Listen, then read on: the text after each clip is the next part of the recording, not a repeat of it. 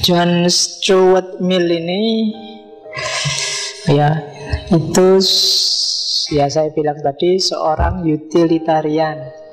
Saya bolak-balik ngomong utilitarian, semoga teman-teman paham. Tidak paham ya. Utilitarian itu pandangan etis bahwa yang disebut baik itu adalah yang memberi manfaat paling besar bagi paling banyak orang. Nah, jadi baik itu mana yang manfaatnya paling besar bagi paling banyak orang.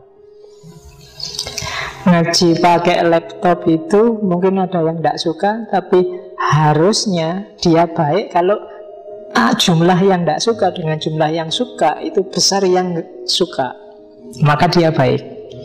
Dan manfaatnya lebih banyak pada yang suka.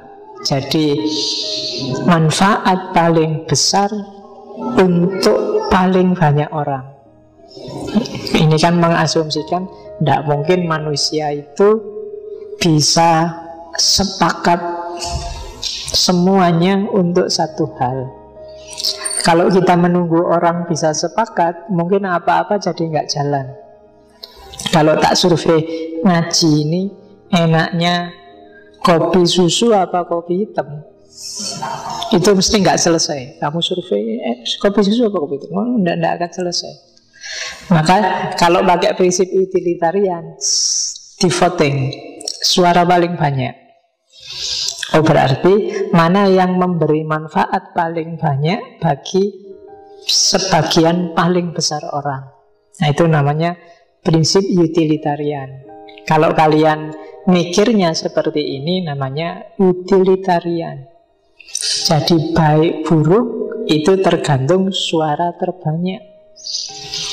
Kalau suara terbanyak bilang sudahlah ngaji, nggak usah kopi-kopinan, nggak usah minum-minuman. Nah, ngopi dan minum itu jadi baik. Nggak ngopi dan nggak minum itu jadi baik. Ngopi dan minum jadi salah. Itu utilitarian. Itu prinsip dari John Stuart Mill. Yang kedua, dia seorang, kemarin di filsafat kebahagiaan, eudaimonis. Orang yang menganggap bahwa kebaikan tertinggi itu kebahagiaan. Jadi hidup itu tujuannya cuma satu, gimana caranya orang bahagia. Itu eudaimonis namanya. Jadi kalau kamu ditanya, apa sih tujuan hidupmu? Pengen bahagia, Pak. Nah, kamu berarti masuk aliran eudaimonis. Jadi seorang yang menjadikan kebahagiaan sebagai tujuan akhir kehidupannya, maka prinsip hidupnya mana yang membawa pada kebahagiaan, itulah yang baik. Dan yang tidak membawa kebahagiaan, itulah yang jelek. Itu eudaimonis. Apa saja sih kalau menurut Mill yang bikin bahagia? Itu ada 1, 2, 3, 4, 5, 6 hal. Biasanya orang bisa bahagia.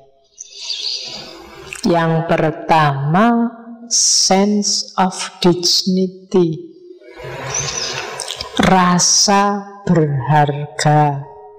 Bahasa Indonesia ini harga diri. Jadi orang yang masih merasa dirinya berharga itu biasanya masih bahagia. Ya, nama lainnya berharga itu ya mungkin masih nganggap dirinya ada nilainya, masih nganggap dirinya penting. Kan ada orang itu, aku itu sudah rusak, aku itu sudah tidak ada nilainya, aku itu sudah, itu pasti dia tidak bahagia. Orang yang merasa dirinya apalah aku ini, itu mesti dia ada sumpek dalam hidupnya. Jadi sense of dignity. Saya tidak tahu semahal apa kalian menilai dirimu, tapi tetaplah punya harga. Jadi kalian harus punya dignity, punya martabat. Syukur-syukur nggak dijual murah. Ya. Biasanya kalau ada maunya kan terus kamu turunkan harga. Oke, sense of dignity. Jangan gampang-gampang turun harga. Ya diskon sekali-sekali, tapi jangan turun banyak-banyak, apalagi diobral. Begitu kamu obral dan laku murah, nah itu sumber kamu nanti jadi nggak bahagia. Karena begitu hargamu jatuh, nilaimu jatuh, martabatmu jatuh, ya kenanya kamu sendiri. Hidup yang tidak bernilai itu kan menyengsarakan yang punya hidup. Oke. Ya kamu cari contoh sendiri untuk hidupmu. Biasanya setiap orang punya prinsip. Di situ dia membangun jati diri. Aku ini orang yang A, aku ini orang yang B. Nah, di situ kan kamu membangun labelmu sendiri. Di situ biasanya orang membangun derajat dan martabatnya. Kadang-kadang sampai pencitraan segala. Ingin dicitrakan sebagai anak gaul, terus kemana-mana pakai jeans sobek-sobek, pakai kaos yang slim fit itu sehingga perutnya kelihatan, yang six pack, pakai itu biasanya dalam konteks ini membangun citra dirimu, dignity. Itu salah satu sebenarnya sumber kebahagiaan. Kalau yang ini terus bagi orang lain gak berharga, kan kamu sumpek. Sudah pakai jeans sobek-sobek, nganggapnya kamu kok ndeso banget toh ya. Itu kan kamu langsung jatuh harga. Padahal sudah pingin dianggap kayak anak gaul loh, malah dianggap anak ndeso, gimana tuh. Itu kan kamu galau, gelisah. Padahal sudah kemana-mana pakai sarung, pakai kopiah, pakai sorban, bawa tasbih, kok masih dianggap sekuler, itu piye toh ya. Itu kan kamu tidak bahagia, kamu nggak dihargai sebagaimana harga yang sudah kamu tempelkan pada dirimu. Nah, itu katanya Mill, sumber ketidakbahagiaan, sense of dignity. Yang kedua, liberty. Semua yang membatasimu, mengekangmu dari keinginan-keinginanmu, itu pasti sumber ketidakbahagiaan. Jadi untuk bahagia, dignity, kamu harus jadi orang yang bermartabat. Yang kedua, bebas. Semahal apapun nilaimu, kalau tidak lahir dari tindakan sadar dan pilihan bebasmu sendiri, biasanya tidak berharga. Ngaji ini bagus, penting, tapi kalau kamu terpaksa di sini, misalnya temanmu sak kamar, sak kos mau ngaji, ndak enak, diajak nggak mau, kilah ikut, itu kan ndak ada harganya. Bukan karena keinginan bebasmu sendiri. Yang kedua, liberty. Biasanya kamu ndak bahagia. Mbok ngaji kayak gini, kamu kan tersiksa. 2 jam loh kamu tak siksa ngaji. Jangan salah, itu siksaan luar biasa kan. Liberty, maka pilihlah tindakan sadarmu sendiri, pilihanmu sendiri, kamu akan bahagia. Secakep apapun pasangan, pacar, kalau bukan pilihanmu sendiri kan gak enak. Meskipun kamu punya jargon, terjebak dengan pacar yang cantik, kepeksa, saya terpaksa sekali punya pacar cantik, itu kan gak enak. Jadi yang enak meskipun jelek, pilihannya sendiri. Nah, itu liberty. Itu prinsip kebahagiaan. Yang ketiga, security, itu jelas. Was-was, nggak aman, itu pasti bikin orang nggak bahagia. Yang keempat, individuality. Individualitas, kemandirian jati dirimu. Kamu eksis sebagai dirimu sendiri, itu individualitas. Kemudian yang keempat, harmoni. Harmonious development of oneself. Hidupmu harmonis, selaras, iramanya itu konstan, sehubungan dengan orang-orang sekelilingmu, dan irama batinmu juga tenang, itu harmonius, harmoni. Dan yang keempat, concern for the well-being of others. Ini banyak diceramahkan oleh para penceramah-penceramah membantu kebahagiaan orang lain, peduli dengan kebahagiaan orang lain, itu juga membahagiakan. Enak loh. Kamu pas punya uang, pas temanmu butuh uang dan kamu ikhlas ngutangi, itu membahagiakan. Ya, kamu pas punya kelebihan duit, temanmu butuh duit, kamu utangi dia, itu enak. Pas kelebihan pacar, kamu punya 2, temanmu nggak punya, kasih 1. Itu enak. Ya dipinjemi lah kalau nggak dikasih. Lo kan bisa membantu orang, itu kan enak. Ini lagi nulis-nulis, wah pulpen ketinggalan. Kamu bawa pulpen berapa? Pulpen 2, pinjem dong. Minjem itu kan enak, lega rasanya, hatimu bahagia. Bisa bantu orang untuk mencapai kebahagiaannya, itu juga membahagiakan. Maka kalau pakai rumusnya Mill, perhatikan 6 hal ini, hidupmu akan bahagia. Kalau enggak ya enggak.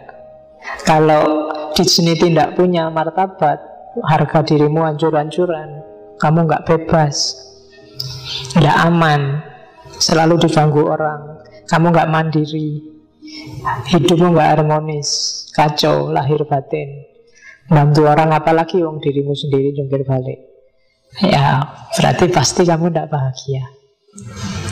6 itu kalau muncul semua bareng, hidupmu pasti bahagia. Nah, itu rumusnya Mill. Oke, dan itulah sebenarnya tujuan hidup, katanya Mill. Oke, malam ini kita fokus ke liberty, kebahagiaan, kebebasan. Dan ini rumusnya kebahagiaannya Mill. Jadi action are right in proportion as they tend to promote happiness, wrong as they tend to produce the reverse of happiness. By happiness is intended pleasure and the absence of pain. Jadi moralitas itu, benar salah itu rumusnya simpel, katanya Mill. Satu tindakan itu benar kalau bisa meningkatkan kebahagiaan, dan dia salah kalau menjauhkan orang, kebalikannya dari kebahagiaan. Orang semakin jauh dari bahagia, pasti tindakanmu salah. Tindakan yang bikin kamu nggak aman, nggak secure, pasti salah. Tindakan yang bikin harga dirimu jatuh, pasti salah. Tindakan yang membelenggu dirimu, tidak malah membebaskan, itu pasti salah, katanya Mill. Tindakan yang malah menghalang-halangi kebahagiaannya orang lain, pasti juga salah. Maka katanya Mill, kebenaran itu kalau membawamu lebih dekat pada kebahagiaan, dan yang disebut salah itu kebalikannya, membuat kamu semakin jauh dari kebahagiaan. Terus katanya Mill, bahagia itu kesenangan yang kita inginkan, itu namanya bahagia. Senang tapi tidak kita inginkan, ya tidak bahagia. Jadi simpel rumusnya. Senang yang kita inginkan dan nggak sakit, nggak sumpek, nggak susah. Jadi kalau ada orang tanya bahagia itu apa? Senang dan tidak susah. Jadi rumusnya nggak jelimet-jelimet. Jadi nggak pakai kayak kemarin di filsafat kebahagiaan panjang lebar itu rumit, enggak. Bahagia itu senang dan nggak susah. Kalau masih ada susahnya berarti belum bahagia. Ya, kalau senangnya hilang berarti belum bahagia. Oke.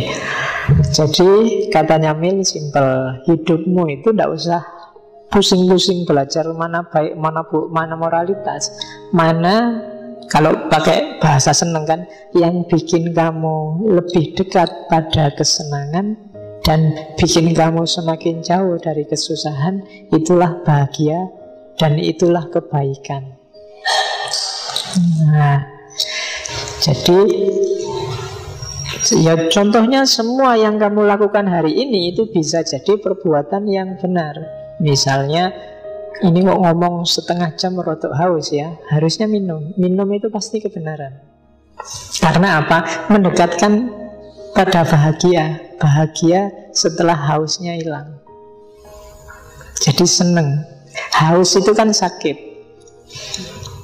Hausnya hilang itu berarti senang. Maka minum itu termasuk tindakan menuju kebahagiaan, dan dia pasti tindakan yang benar. Tidak mungkin dihisap oleh Allah, dianggap salah gara-gara minum. Nah, rumusnya simpel, monggo diminum.